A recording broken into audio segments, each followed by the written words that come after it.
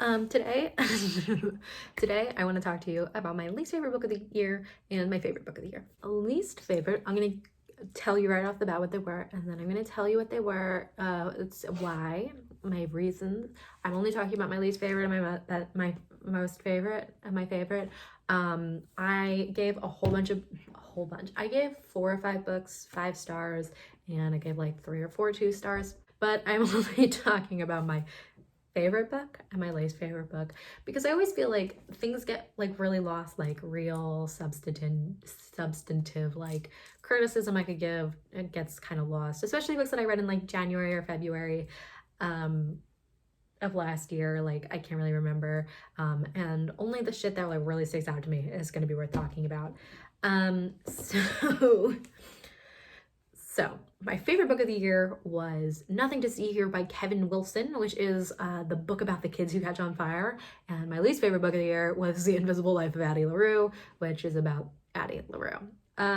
Maybe I'll start with my favorite book, which was Nothing to See Here by Kevin Wilson, because I've been trying, I like know what I want to say about Addie LaRue, but I've been having some trouble articulating my thoughts about Nothing to See Here.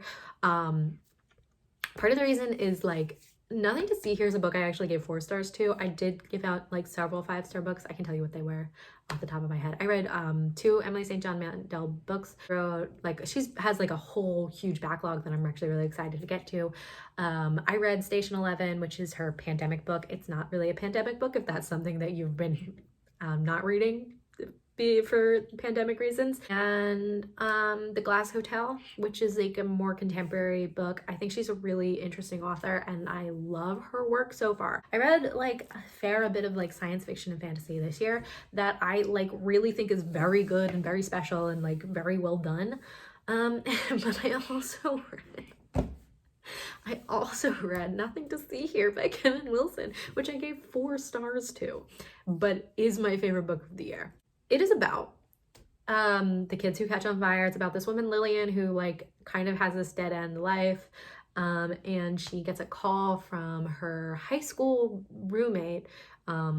She went to like a boarding school for like a semester.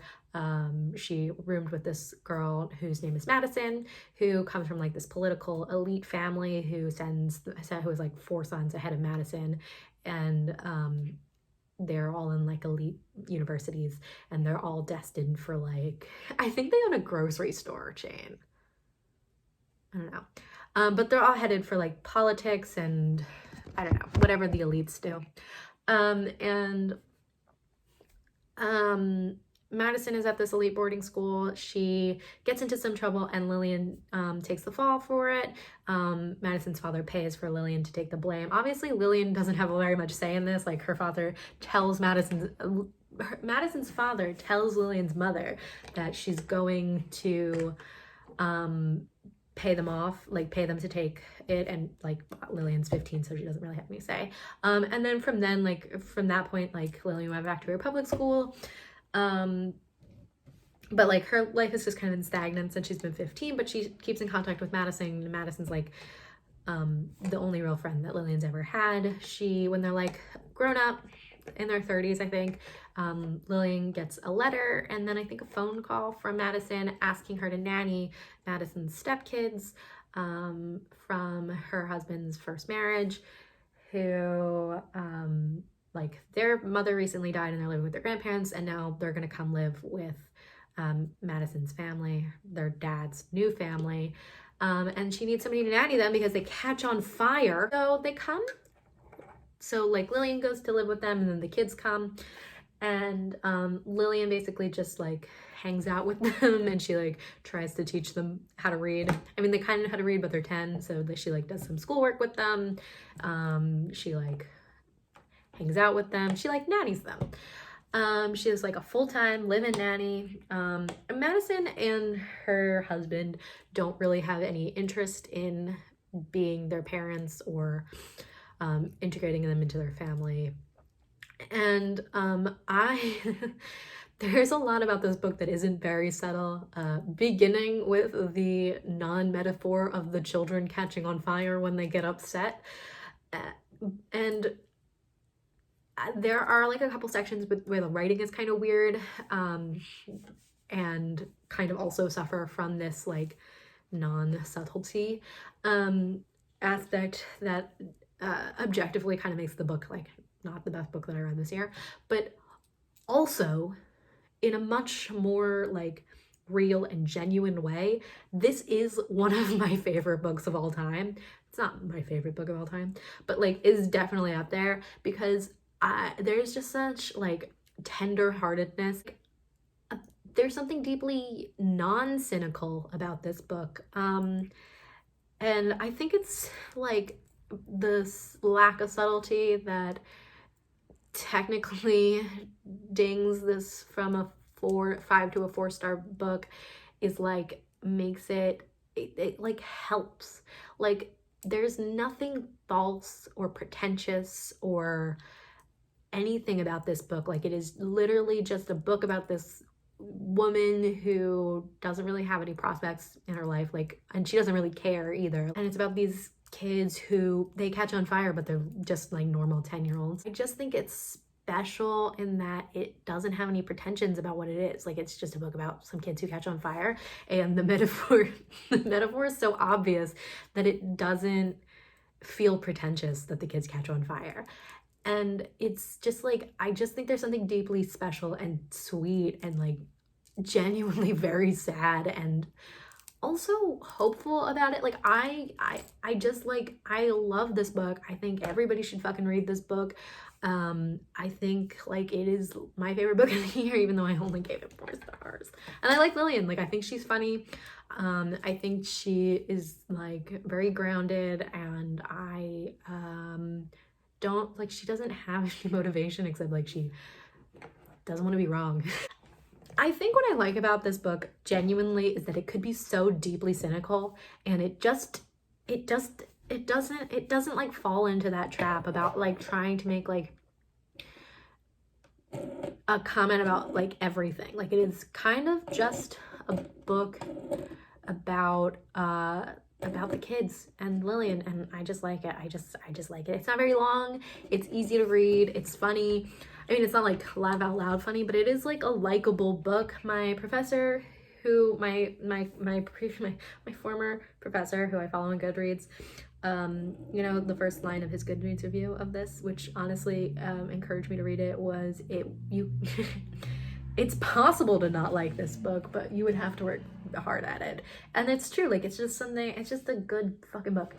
The book that I didn't like, Addie LaRue, very popular commercial success, which is about Addie. She makes a deal for her independence with basically the devil. The deal stipulates that she basically like she'll get to be independent, but she doesn't, nobody can remember her until one day in 2014, literally exactly 300 years later, she meets a young man named Henry who also has made a deal with the devil, and his deal cancels out her deal. I know that's kind of like a spoiler, but like that's not really the point.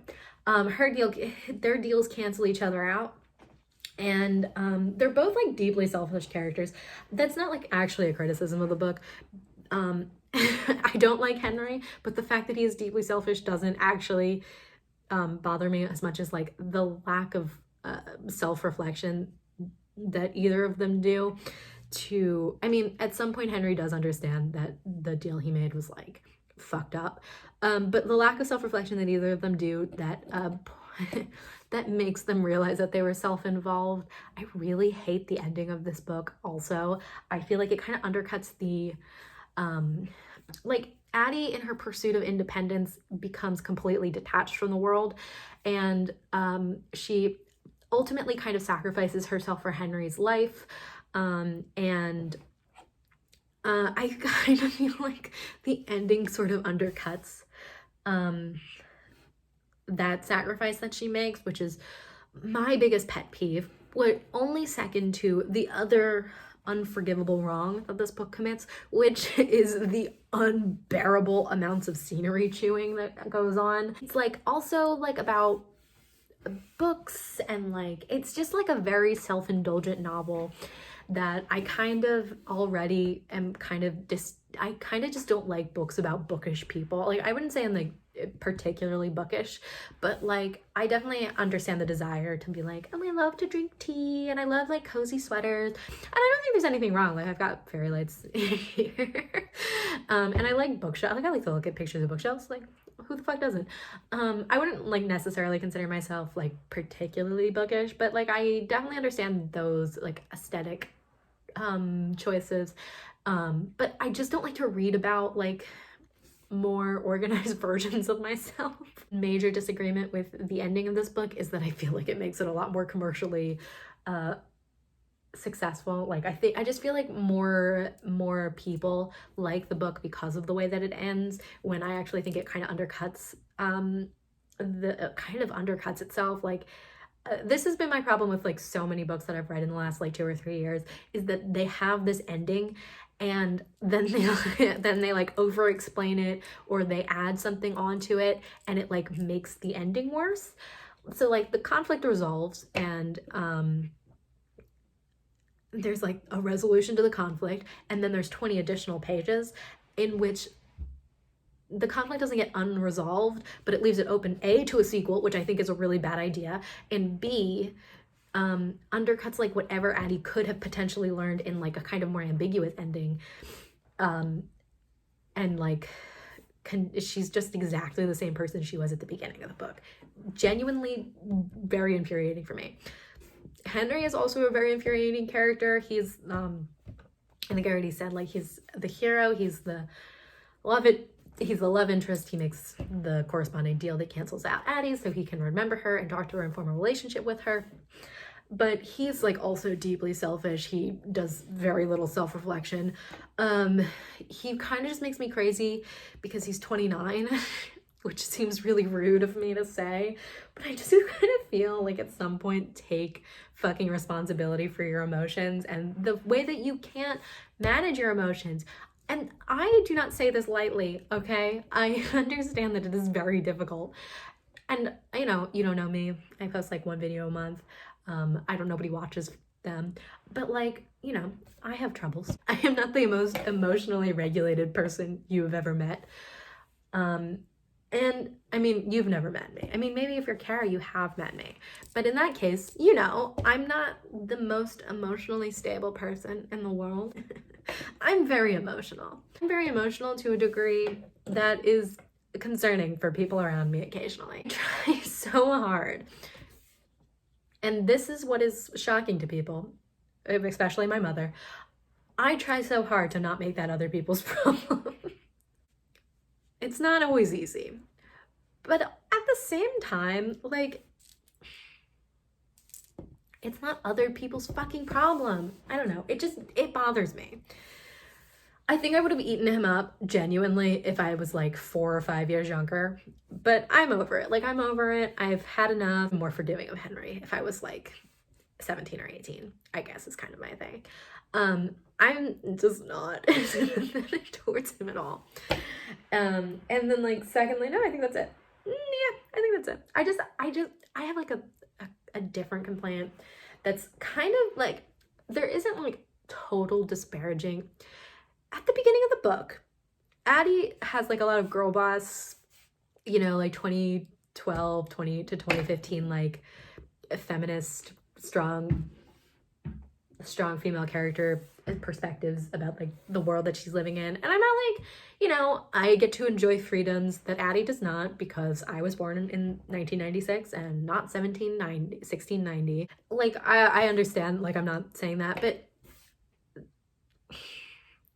I have a problem. So one of her friends from like when she was a little girl gets married and has kids, and like Addie is just so disparaging of her way of life, like the actual life of women that lived, and is like so dead set on her independence that she like leaves everybody. Did I already say this? Leaves everybody behind. And just something about the tone where Addie doesn't at any point be like, maybe it wasn't worth it. Like, know that I get to like, I know that women have made leaps and strides in their independence, now in the year that I get to live in because I made a deal, but like maybe it would have been better for me to just get fucking married. Like she doesn't ever even consider it. She's like, it sucks the deal I made, but I wish I could have done it in a different way. I just don't fucking like it. It genuinely drives me kind of insane. Like the way that like, I just don't think it's helpful to paint like womanhood before 1970 as something that was only bad. Like I just don't think there's only like one way that women could have felt about their lives before like 1970. Like I just don't totally think that it's super helpful or feminist, to be completely honest with you. It feels too explicitly like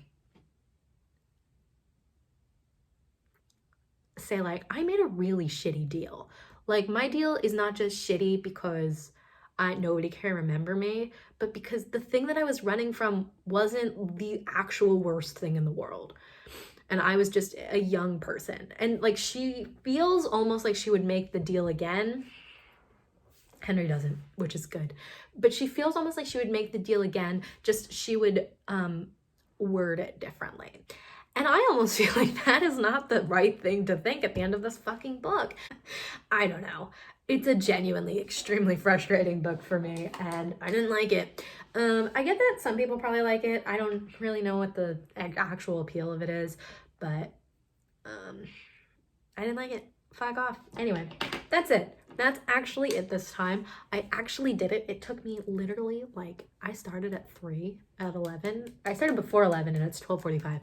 So I started like 10:50. And now it's 12:45. So I'm gonna go eat lunch and I will see you maybe again at some other point. Bye.